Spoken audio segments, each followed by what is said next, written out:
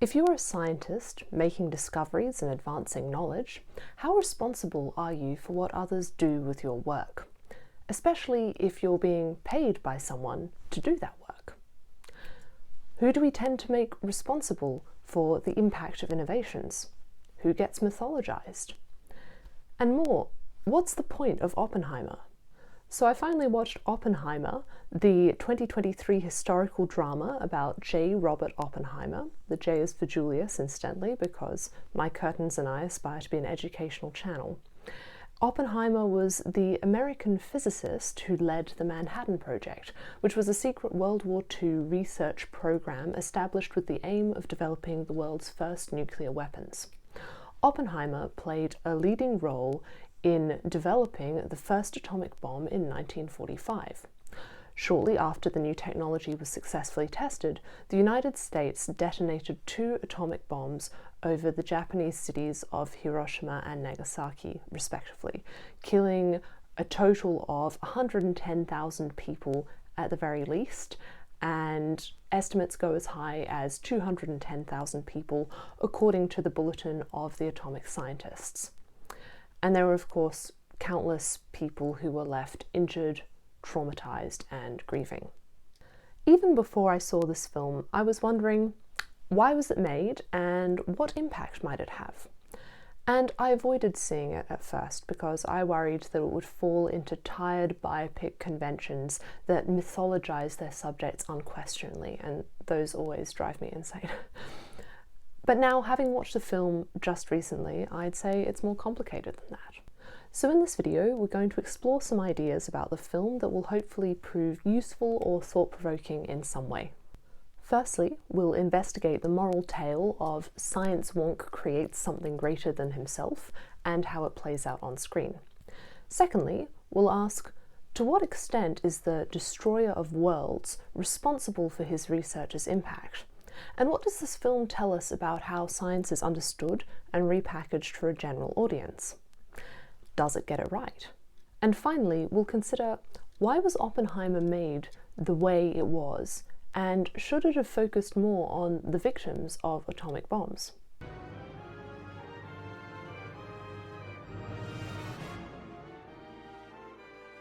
I really enjoyed Oppenheimer, or at least as much as one can enjoy a film propelled by a growing sense of dread and many close-ups of Cillian Murphy's haunted face. Though not particularly experimental, which is ironic given the film's subject matter, this film hits all the right beats in terms of telling a compelling story. It's well crafted, well acted, and takes the audience on a journey through history, and keeps us guessing throughout too. Now, one could argue that there is a risk that biopics glorify historical figures in ways that they don't really deserve. Yet, I'd argue that Oppenheimer doesn't really fall into this glorification trap, because so much of the film's drama centers around being critical of ego and even of the concept of genius. If one's so-called genius leads to such terrible destruction, to the point that one doesn't even wish to be the main character anymore, Oppenheimer certainly felt very conflicted about being called the father of the atomic bomb, well, that's actually a pretty chilling portrayal of genius, which is so often celebrated as a characteristic.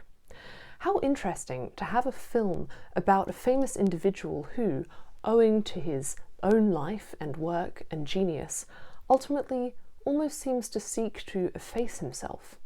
It's an anti-hero version of the classic hero's journey that underpins many biopics, such as The Theory of Everything about physicist Stephen Hawking, or The Imitation Game about Alan Turing, the father of modern computer science. Funnily enough, the film that Oppenheimer reminds me of most is actually a Japanese one titled The Wind Rises. It's an animated historical film from 2013 that explores the life of Jiro Horikoshi, who designed Mitsubishi fighter planes used by Japan during World War II. Horikoshi, the story goes, just wanted to build beautiful aircraft.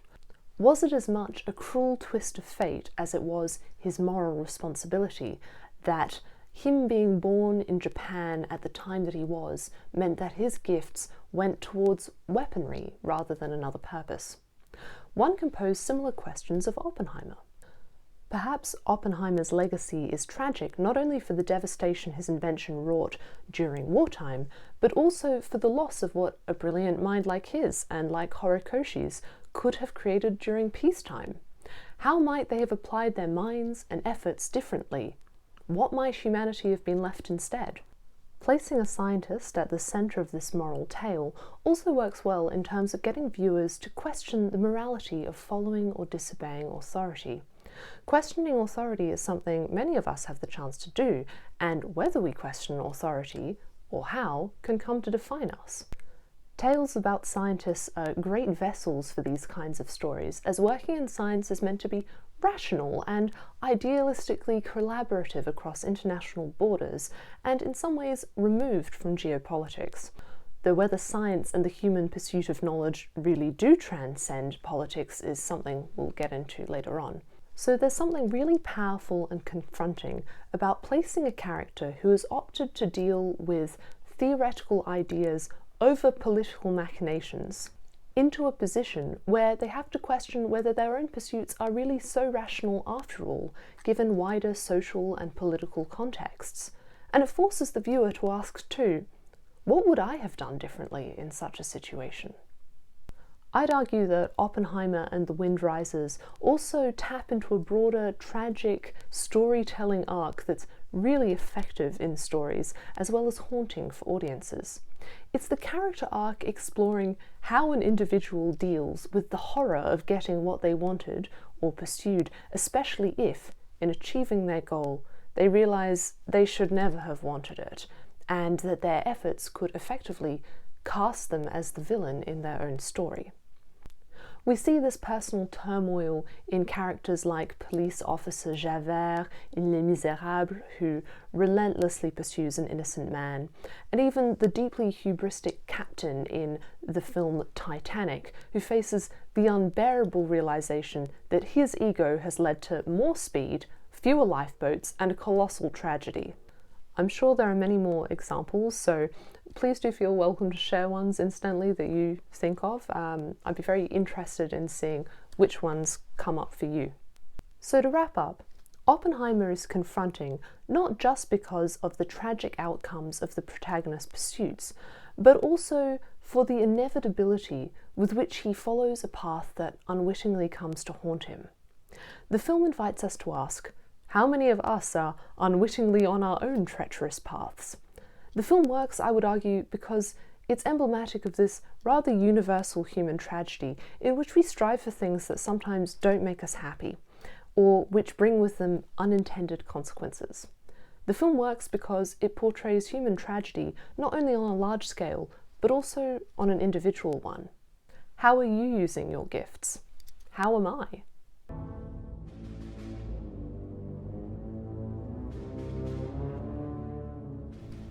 Something I really like about Oppenheimer is how its anti-hero story arc forces us to consider, and to question, how perceptions of science, ego, and responsibility interconnect. A big question posed by the film is, to what extent is Oppenheimer, as the inventor of the atomic bomb, responsible for all the deaths and horror that his invention caused? There are so many ways of approaching this question. Take the concept of responsibility, for example. I'd argue that how responsible one deems Oppenheimer for the horrors of the atomic bomb depend in part on how much weight one gives to intent. If I make a decision with the express purpose and intent of hurting you, and then I hurt you, it's pretty reasonable to say that I'm responsible for your pain. Yet, if I'm not trying to hurt you and I'm simply going about my business a bit naively, and then I accidentally hurt you, how responsible am I? This difference, based on intent and malicious forethought, is part of why we have separate legal convictions for murder and manslaughter. These recognize that sometimes people hurt one another, sometimes grievously, terribly, just because they were kind of stupid or ignorant or uncaring. But they didn't necessarily have malicious intent. And yet, a reason manslaughter can be so contentious is because we do have legal and social responsibilities within the societies in which we live. In this day and age, for example, these include not texting while driving, or not drink driving, or not speeding. And if I do any of these things and injure you, well, maybe I wasn't trying to injure you, but I could probably have also tried a bit harder to behave in a way that was socially and legally responsible.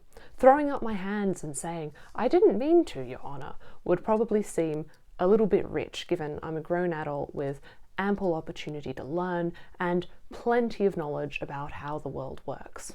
And in Oppenheimer's time and context, perhaps a comparable example would be working deliberately and intentionally on creating terrible weapons and then throwing up one's hands and saying, "Please don't blame me. I knew we were creating weapons, but I hadn't really processed the amount of suffering they would cause. Don't blame me just because I was protecting my ego through cognitive dissonance surrounding my work, which I find thoroughly engaging in a theoretical sense." And yet, blame can still be hard to attribute in an all-or-nothing way. For example, one could argue that one of the people technically responsible for the most death and destruction in the world is Leo Baekeland, a cobbler's son born in Ghent, Belgium, in 1863. Why? Because the man invented modern plastics. What an incredible invention, which paved the way for manufacturing innovation and healthcare innovations.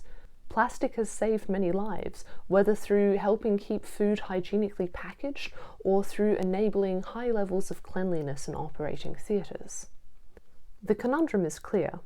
In the years after inventing plastic, some might well have seen Baekeland as a hero.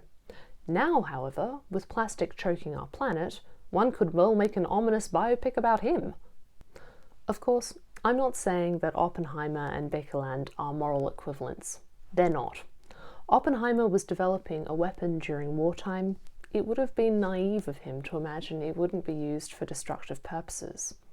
However, I do think this example of Baekeland tells us something interesting about science and innovation. Namely, sometimes one doesn't fully know what the consequences of one's inventions and innovations will be. And this can also mean that sometimes it's important to do the theoretical and experimental work, because this work could also be laying the foundations for something great. Sometimes scientific work that seems pointless or is even viewed negatively for a long time can suddenly become incredibly applicable and lauded. Take, for example, the work of Hungarian-American biochemist Katalin Karikó. Her research laid the groundwork for mRNA vaccines, which directly led to the successful development of COVID-19 vaccines. This woman's work is part of the reason many of us are alive. Yet in the 1990s, mRNA-based therapies faced a lot of skepticism within the scientific community, with many researchers and pharmaceutical companies doubting that it was even worth pursuing research in this area. Karikó struggled to gain funding to continue her research, which can basically be a career death sentence if you work in academia. She was on track to become a full professor, but the university she was working for actually demoted her in 1995. Luckily, however, she continued working as a researcher despite the odds, and to continue her mRNA research specifically.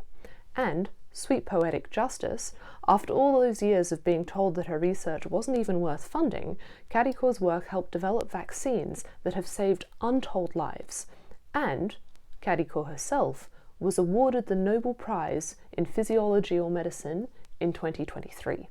So the point I'm trying to make here is that in science and research and development, we don't always know what will come of the research being done in any particular moment. From a scientific perspective, there is a certain nobility and morality to simply furthering human knowledge as best one can. So in terms of responsibility, one could argue that responsibility in the context of scientific innovation and discovery actually operates slightly differently from responsibility in other contexts. Sometimes inventions seem amazing at first, but then people gradually realize that there are all these problematic side effects, kind of like how combustion engines were an industrial revolution godsend, and still offer plenty of benefits enabling people to live comfortable modern lifestyles, but this invention has also led to the mass burning of fossil fuels and global pollution. Or, like Karikó, it might one day turn out that someone labouring in obscurity wasn't wasting their time. Or, In other instances, one scientist might labour in obscurity for years and then collaborate with someone who had the missing piece of the jigsaw they were looking for, and suddenly all those years of groundwork don't look so fruitless after all, even if they weren't making any groundbreaking discoveries on their own. So, there is something to be said in the context of science for developing knowledge for knowledge's sake and for the possibility of it leading to beneficial future applications. So from this science-specific perspective, one could make an argument as to why Oppenheimer and people like him would feel so compelled to pursue their research and to psychologically divorce it from any one particular application. And I suppose supporting use of the bomb was also in part due to intensely negative portrayals of Japanese people in America at the time, as well as the argument made by scientists who petitioned in favour of the bomb are not the men of the fighting forces who are risking their lives for the nation entitled to the weapons which have been designed.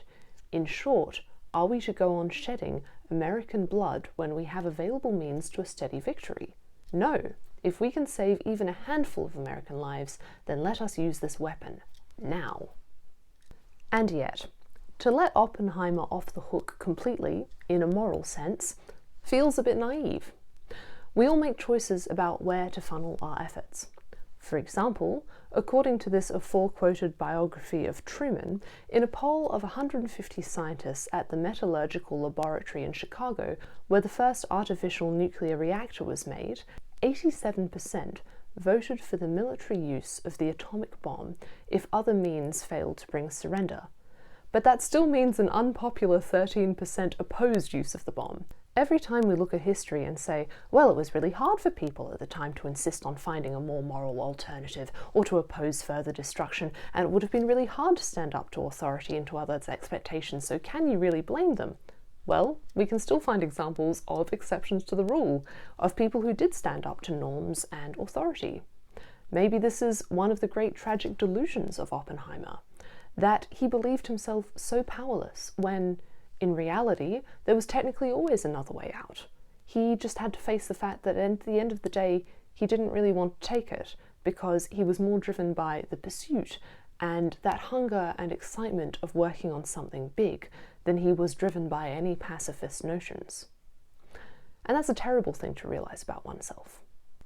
Or alternatively, were the options so bad for him that his steps to becoming a sort of monster of history were indeed inevitable, because someone with his particular mind and traits could never have walked away from such a scientific challenge?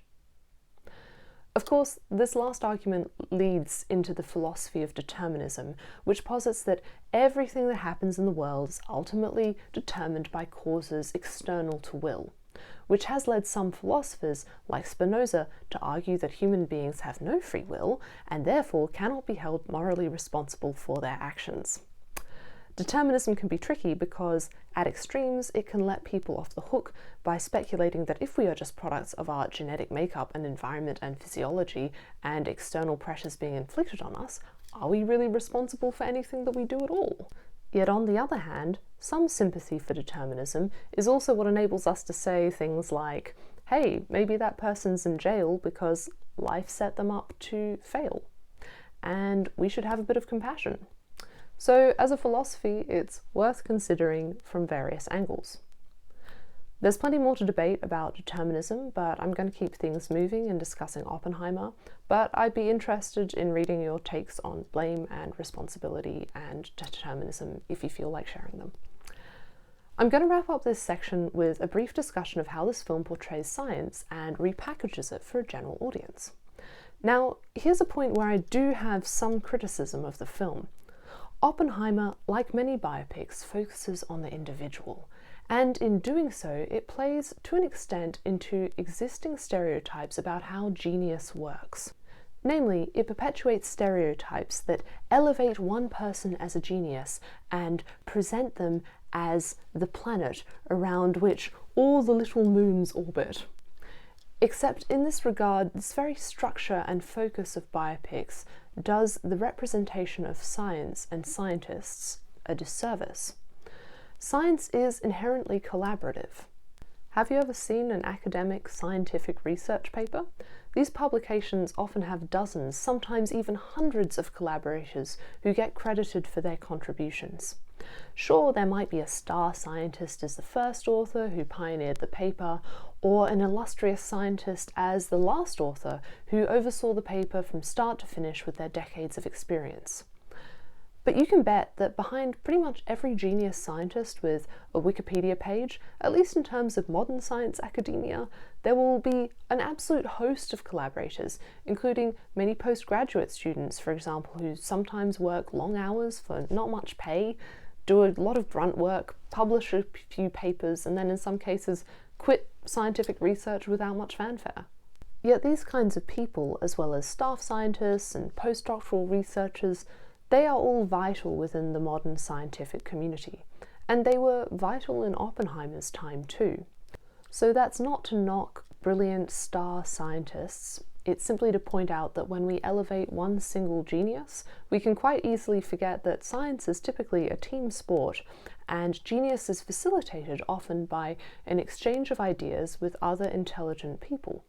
So I have some small reservations about how the very existence of this film further burnishes the mythology of Oppenheimer as a genius, because no matter how smart he was, the fact that he is even the lone individual on the film's poster does show how we so often see geniuses as isolated individuals. Sometimes they are. But I think it's also important to note that in the context of science, further buying into the cult of the individual potentially robs us of a more nuanced and accurate understanding of how scientific progress is actually made. And as for the question of how science interacts with politics, I think the film did a good job here of showing how these two worlds are never truly separate, even if they purport or seek to be. As in the earlier example about Katalin Karikó, we can see how funding impacts researchers and what research gets done, and how funding, and what we deem worth funding, is always going to be political to some degree. Weapons or healthcare? And if healthcare, cancer research or endometriosis research or diabetes research or AIDS research? It is political. It was in Oppenheimer's time, and it is now. That's not me saying, oh, science is all a political scam. Of course not. Rather, I think it's important to highlight, and I like how this film highlighted, that the different areas we pursue in this world are interconnected, and that we'd be naive to think otherwise. And this consequently means that we also have a certain responsibility to care about what happens in spaces adjacent to our own, and to seriously consider how our work might be impacting others and vice versa.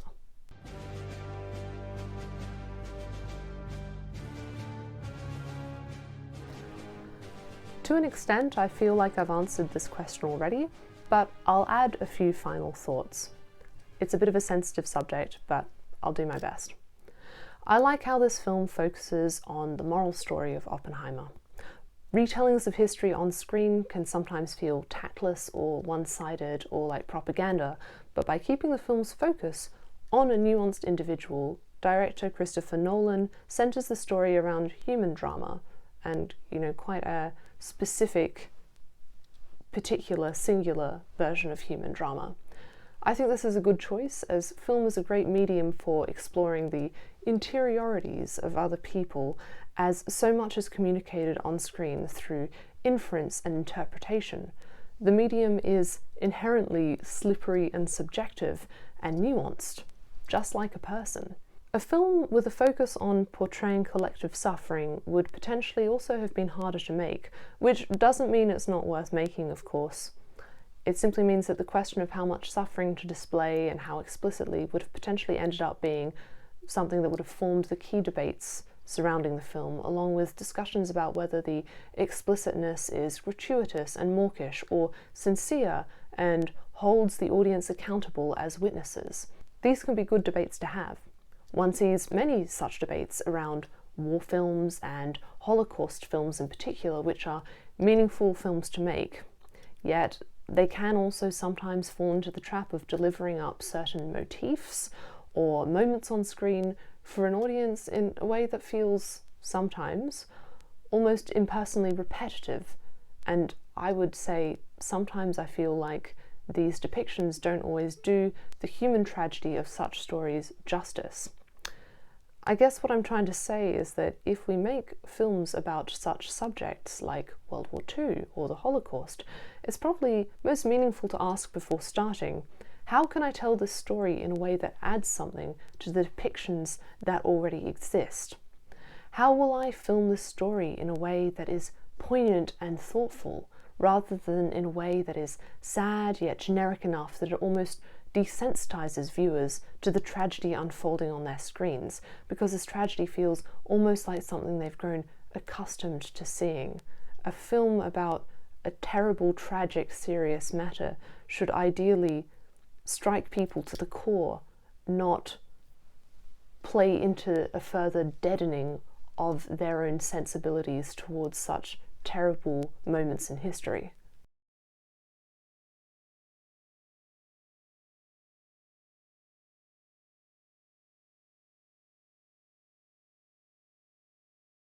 I suppose what I'm trying to say is that if a tragedy ever feels easy to watch, almost mawkishly comfortable to watch, then I do begin to have questions about whether it's being made the way it ought to be made, particularly if it's actually retelling human tragedy from history. I feel like that's a question for another video, namely, why do we watch films about unspeakable horrors? Is it purely cathartic and educational, or have we also become masterful at turning history into a sort of entertainment? Is it a bad thing if entertainment and shoving history into a familiar story structure that feels almost comfortable to audiences helps get that history in front of more viewers? Ultimately, I think Oppenheimer works well as a good film with a solid anti-war message, which is clearly, including sadly in the present day, a message that still needs to be communicated. There's a debate to be had about whether focusing on the difficult emotions that Oppenheimer felt after the bombing of the Japanese cities is a little tasteless, given hundreds of thousands of Japanese people died as a result of his work.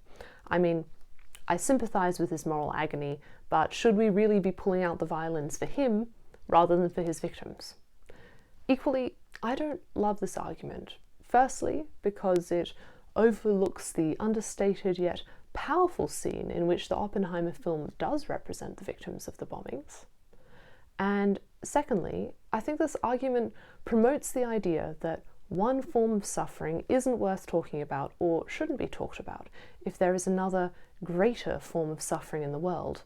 And given we can actually all, as humans, learn a lot from considering Oppenheimer's actions and inner turmoil and regret, well, I actually think this film is pretty valuable, and that all things considered, it was worth making.